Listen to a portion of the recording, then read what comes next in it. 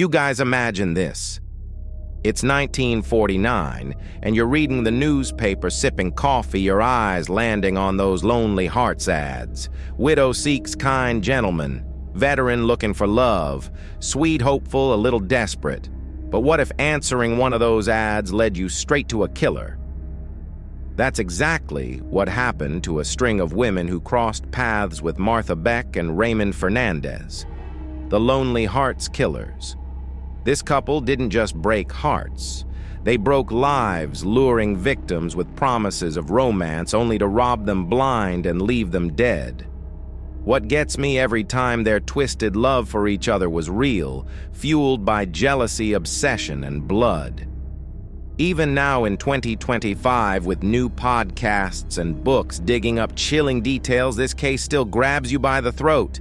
It's not just a murder story. It's a warning about what happens when love goes wrong. So stick with me. We're diving into a nightmare that's all too real. Let's start with who these two were before they became monsters. Martha Beck came from Milton, Florida, born May 6, 1920. Her childhood was rough. Think small-town struggles, a family that wasn't kind. Overweight from a young age, she got bullied hard, and worse, her own brother abused her. Her mom blamed her for it. That kind of trauma sticks. Martha was smart, trained as a nurse, but life kept hitting. By her late 20s, she was a single mom of 2 divorced, pushing 300 pounds in a world that judged her for it. Desperate for love, she placed a Lonely Hearts ad in 1947, hoping for a way out. Post-war America was full of people like her, rebuilding, chasing connection after years of chaos. Those newspaper columns were a lifeline for the lonely, and Martha was all in. Then there's Raymond Fernandez. Born in 1914 in Hawaii to Spanish parents, he had charm to burn, slick mustache, smooth talk. But a freak accident in World War II changed him. A falling hatch smashed his skull, damaging his frontal lobe. Doctors said it made him impulsive, erratic. He leaned into it, dabbling in voodoo, believing it gave him power over women. By the mid-40s, he was a seasoned con man, answering Lonely Hearts ads across the country. He'd romance widows, marry them fast, empty their bank accounts, and vanish. He bragged about swindling nearly 100 women before Martha. No bodies, just broken dreams. When he saw her ad in 47, he thought easy mark. They met in Florida, and instead of conning her, he fell for her. Martha, obsessed, abandoned her kids to the Salvation Army and followed him to New York. Her jealousy, his greed. It was a recipe for disaster. Now the murders. This is where it gets dark, you guys, so brace yourselves. By 1948, Martha and Raymond had a system down cold. He'd answer ads from lonely women, widows, spinsters, anyone with cash and a heart to give. Martha posed as his sister or sister-in-law to lower their guard. They'd charm the victim, move and gain trust, then strike. First known kill Jane Thompson, 1948. Raymond took her to Spain, married her for her money, and she fell off a cliff. Accident, please. Next up, Myrtle Young, a nurse from Arkansas. He drugged her, stole her savings, left her on a bus. She died later. Heart attack, they said. Convenient, right? Then came Janet Fay, a 66-year-old widow in New York, January 1949. Raymond romanced her, moved into her Albany apartment. Martha, playing the sister, couldn't stand Janet's flirting. One night, her jealousy exploded. She grabbed a hammer, smashed Janet's skull. Blood soaked the room. Raymond finished it, strangling her with a scarf. They stuffed her body in a trunk, buried it under a basement floor, and poured cement over it. Brutal doesn't cover it. But they didn't stop.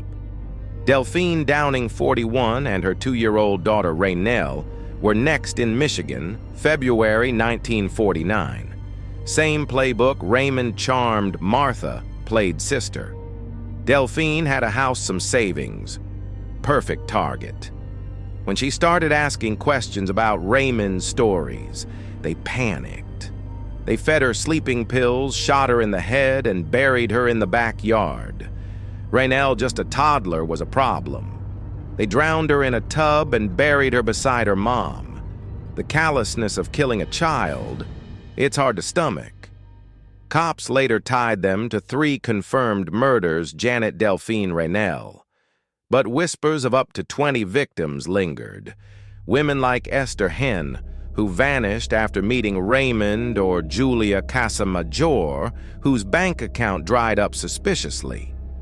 These women were vulnerable, dreaming of love, betrayed in the worst way. The couple preyed on hope, turning it into horror. That's what makes this case so haunting. It's not just the bodies, it's the broken trust. Their downfall came fast. In February 1949, neighbors in Michigan noticed Delphine and Raynell hadn't been seen. Suspicious, they tipped off the cops. Officers showed up at Delphine's house, where Martha and Raymond were still living, acting like everything was fine. A quick search changed that. They dug up the backyard and found the bodies, Delphine and her little girl. The couple didn't even blink. In interrogation, they spilled at all the ads, the scams, the killings. They confessed to 3 murders but hinted at more. Maybe 17, maybe 20. No proof, though, just taunts. Michigan wanted to try them, but New York had a stronger case for Janet Fay's murder, where the death penalty was in play. They were extradited, locked up, and the media went nuts. Post-war America loved a scandal, and this was gold, a love story drenched in blood. Martha's interrogation tapes are chilling. She swore she'd do anything for Raymond, her perfect lover. He called her his soulmate, even as they faced death row. The trial in New York summer 1949 was pure chaos. The courtroom was packed reporters scribbling every detail. Prosecutors painted Raymond as a cold predator, Martha as a jealous beast. At nearly 300 pounds, she was mocked mercilessly. Headlines called her the Fat Killer. The defense pushed insanity, citing Martha's trauma and Raymond's brain injury. Didn't work. Witnesses described Janet's blood-soaked apartment, the cement grave in the basement. Love letters between Martha and Raymond, read aloud in court, were sickening. They wrote about their eternal bond while planning murders. Martha's jealousy drove her to kill, Janet, prosecutors said, and Raymond went along to keep her happy. The jury didn't deliberate long. Guilty first-degree murder. Death penalty for both. Martha's final words in court hit hard. What would your life have been if you'd met your Raymond Fernandez? It was devotion, delusion, and defiance all at once. They were sent to Sing Sing, and on March 8, 1951, they went to the electric chair, kissing one last time before the end. No apologies, just that twisted love. This story never died. Films like The Honeymoon Killers in 1970 and Lonely Hearts with John Travolta in 2006 kept it alive. A Cold Case episode in 2006 rehashed the horror. In 2025, it's still kicking. A January People magazine feature dug into Martha's prison letters, hinting she knew of more victims. A February Hollywood Outsider podcast broke down the films, questioning if Raymond killed alone earlier. And Tobin Buck's new book, Blood and Passions, out this spring, uses police files to argue the body count might hit 20, though hard evidence is scarce. The fascination isn't just the murders, it's the why. How does love turn so toxic? These women wanted connection in a world picking up the pieces after war. Swap those newspaper ads for today's dating apps and the danger feels way too close. That's why this case sticks with us. It's a warning about trusting too fast. So what do you think? Was it love that drove Martha and Raymond, or just evil wearing a mask? Their story hits like a gut punch, a reminder that desperation can lead to dark places.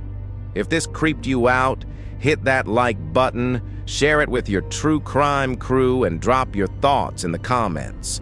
Were they monsters or victims of their own broken minds? And if you're hooked on these twisted tales, smash subscribe, turn on notifications.